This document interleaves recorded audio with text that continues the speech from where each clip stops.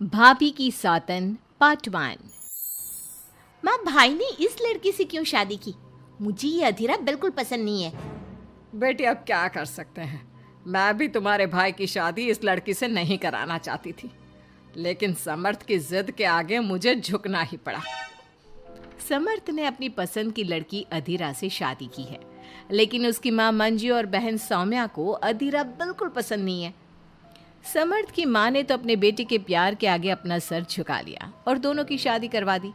लेकिन सौम्या ने अभी तक हथियार नहीं डाले थे। वो अभी भी अपनी भाभी को घर से निकालने की हर मुमकिन कोशिश कर रही है। बहू, ओ बहू, आज चाय मिलेगी या नहीं? लाई माँ जी। एक तो समर्थ भी न जाने कहाँ से इस लड़की को पकड़ कर ले आया है। हर काम ऐसे करती है मानो हाथों में मेहंदी लगी हो। लीजिए माँ जी चाय। अच्छा तो ले आई तू चाय।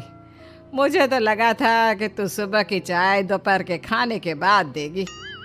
माँ जी, दूध वाला लेट आया था, इसलिए चाय बनाने में लेट हो गई। इतने में सौम्या वहाँ आ जाती है। माँ, मैं अपनी सहेली देविका से मिलने जा रही हूँ, शाम को आऊँगी। सौम्या, मैंने तुम्हारे लिए नाश्ता बना दिया है, पहले नाश्ता कर लो फिर चली जाना। मुझे आपके हाथ का बेस्वाद खाना नहीं खाना। मेरी सहेली देविका बहुत अच्छा खाना बनाती है, मैं उसके यहाँ खा लूँगी। ओके माँ, बाय, मैं चलती हूँ। सौम्या के जाने के बाद मंजू अपनी बहू पर चिल्लाते हुए कहती है, बहू, तूने इतनी बुरी चाय बनाई है, इससे अच्छा तो तू जहर पिला देती, कम से कम वो मीठा तो होता। अगर मेरे बस में होता तो चाय की जगह जहर ही दे देती। कुछ कहा तूने? अब नहीं माँ जी, मैं दूसरी चाय बना देती हूँ। रहने दे, मैं जा रही हूँ अपनी बहन के घर, तो घर का सारा काम करके रखना, शाम तक आ जाऊंगी। और हाँ, रात के खाने में कुछ अच्छा बना लेना। मंजू अधीरा पर हुक्म चलाकर चली जाती है। अधीरा बड़बड़ाती हुई किचन में जा रही होती है कि तभी समर्थ वहाँ आ जाता है। अधीरा, नाश्ता लाओ जल्दी से, ऑफिस के लिए देर हो रही है। क्या करोगे नाश्ता करके? किसी को भी मेरे हाथ से बना खाना पसंद नहीं आता, आप भी बाहर ही कर लेना नाश्ता। लगता है माँ और सौम्या ने फिर तुमसे कुछ कहा है, तभी तुम्हारा मूड इतना खराब है। तुम माँ और सौम्या की बातों का बुरा मत माना करो। मैंने माँ के खिलाफ जाकर शादी की है ना, इसलिए वो तुमसे कुछ उखड़ी उखड़ी रहती है। लेकिन मुझे पता है, जिस तरह तुमने मेरा दिल जीत लिया, उसी तरह तुम माँ और सौम्या का दिल भी जीत लोगी। बातें बनाना कोई आपसे सीखे। अब आपको ऑफिस के लिए देर नहीं हो रही?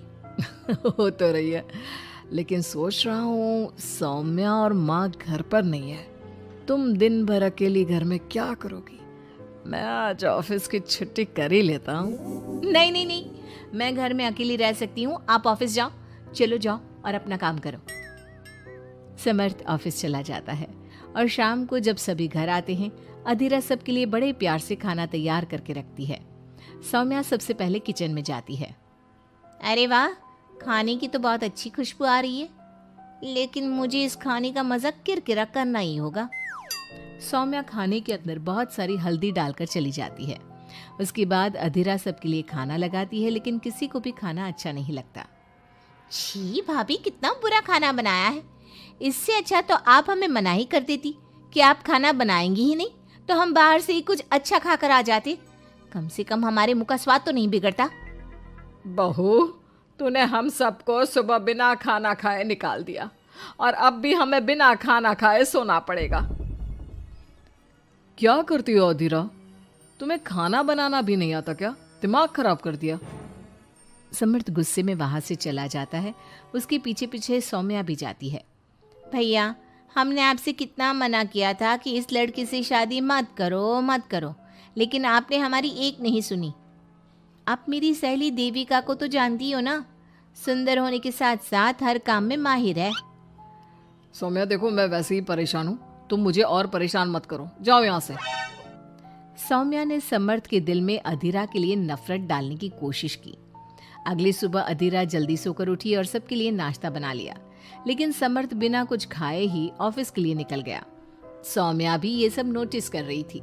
उसने देविका को घर पर बुला लिया। देविका, आज भैया बहुत गुस्से में है, आज तुम ऐसा खाना बनाओ कि भैया उस अधीरा की तारीफ करना भूल जाए।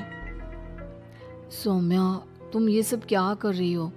तुम्हारा भाई शादीशुदा है, वो कभी मुझसे शादी करने के लिए तैयार नहीं होगा। लेकिन तुम तो भाई से पहले से ही प्यार करती थी ना। हाँ करती थी, लेकिन ये उन दिनों की बात है ना। चुप रहो तुम। अगर तुम्हें भैया को पाना है तो तुम्हें वही करना होगा जो मैं कहूंगी। सौम्या ने जैसा जैसा कहा देविका ने वैसा ही किया। देविका ने बहुत ही स्वादिष्ट खाना बनाया। शाम को सभी लोग इकट्ठा हुए और सबने एक साथ मिलकर खाना खाया। इतना मजेदार खाना खाकर सबने देविका की खूब तारीफ की। समर्थ ने अपनी पत्नी को ताना देते हुए कहा, अधीरा, देविका ने कितना अच्छा खाना बनाया है। तुम्हें देविका से खाना बनाना सीखना चाहिए। अब तो ये रोज की बात हो गई। सौम्या हर बार देविका को अपने घर बुलाती और किसी न किसी बात पर अधीरा को शर्मिंदा करती। सौम्या अपने भाई की बात देविका से कराने लगी। अब समर्थ भी देविका से प्यार करने लगा। सौम्या ने अपने भाई से कहा, भैया आपको देविका पसंद है ना? अरे तुम ये क्यों पूछ रही हो? क्योंकि मैं चाहती हूँ कि आप देविका से शादी कर लो। अरे सौम्या, ये मुमकिन नहीं है, क्योंकि देविका मुझसे शादी करने के लिए कभी तैयार नहीं होगी और अधीरा भी इस रिश्ते से खुश नहीं होगी। आप देविका की चिंता मत करो, उससे मैं बात कर लूंगी। आप बस अधीरा भाभी को समझा दो। सौम्या की बात सुनकर समर्थ अधीरा के पास जाता है। वो उससे अपनी और देविका की शादी की बात करता है। अधीरा, मैं देविका से शादी करना चाहता हूँ। क्या? आप शादी करोगे? लेकिन क्यों? क्योंकि मैं उससे प्यार करता हूँ। प्यार तो आप मुझसे भी करते थे। कल कोई और लड़की पसंद आ जाएगी तो तीसरी शादी कर लोगे? देखो अधीरा, तुम्हें घर में कोई पसंद नहीं करता। तुम्हारी शादी मैंने माँ के खिलाफ जाकर की थी। अब तुम मेरे और देविका के बीच में मत आओ, प्लीज। क्यों बीच में ना हो? मैं ये शादी नहीं होने दूंगी, आप चाहे कुछ भी कहो। अधीरा के लाख विरोध के बावजूद भी सौम्या और मंजू ने समर्थ की शादी देविका से करवा दी। आखिरकार सौम्या अपनी भाभी की सौतन ले ही आई। शादी के बाद देविका ने घर में आते ही घर वालों के साथ कैसा सलूक किया और अधीरा के साथ क्या हुआ, ये सब जानने के लिए इंतजार कीजिए हमारे अगले एपिसोड का।